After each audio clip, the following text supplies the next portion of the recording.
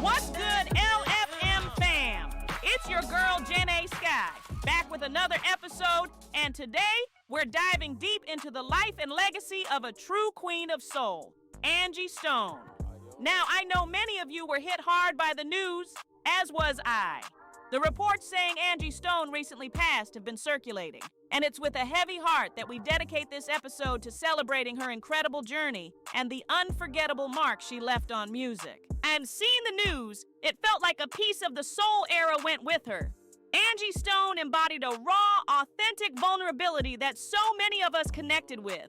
She was a storyteller, a poet, and a powerhouse vocalist. But where did this soulful icon come from? Angie Stone, born Angela Laverne Brown in Columbia, South Carolina, was practically born with music in her blood. Gospel was her foundation, and you can hear that influence in every note she sang. But her journey didn't start with solo stardom.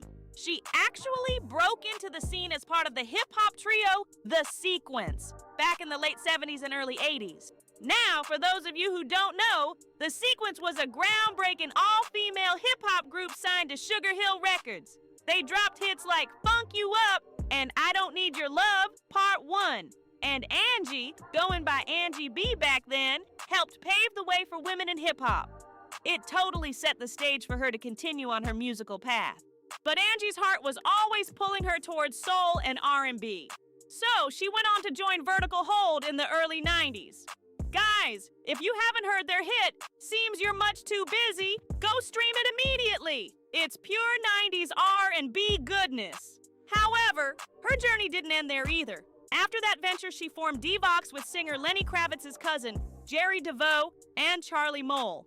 Black Diamond, y'all! This album was everything. It was soulful, it was jazzy, it was funky, it was honest. Songs like No More Rain in This Cloud became instant anthems.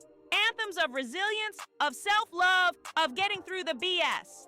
It was a breath of fresh air in a music scene that was becoming increasingly, well, let's just say it needed Angie's authenticity. This album went platinum and solidified Angie's place as a neo-soul icon. What made Angie so special? It was her voice, first and foremost. That raspy, soulful tone could convey so much emotion with just one note. But it was also her songwriting. She wasn't afraid to get real about love, relationships, heartbreak, and womanhood. She sang about the messy parts of life, the stuff we all go through but don't always talk about. Angie's themes resonated deeply because they were relatable. Brother is a smooth, soulful track that highlights the importance of brotherhood and positive male figures in the community. It's a call for unity and upliftment, showcasing Angie's ability to blend social commentary with irresistible melodies. And then you have Wish I Didn't Miss You, which is a tearjerker for the ages. Who hasn't been there, right? Missing someone you know you shouldn't be missing. She wasn't afraid to be vulnerable, and that's what made her music so powerful. Angie didn't stop with Black Diamond. She continued to drop amazing albums throughout the 2000s and beyond, including Mahogany Soul, Stone Love, and Rich Girl. Each album showcased her evolution as an artist while staying true to her soulful roots.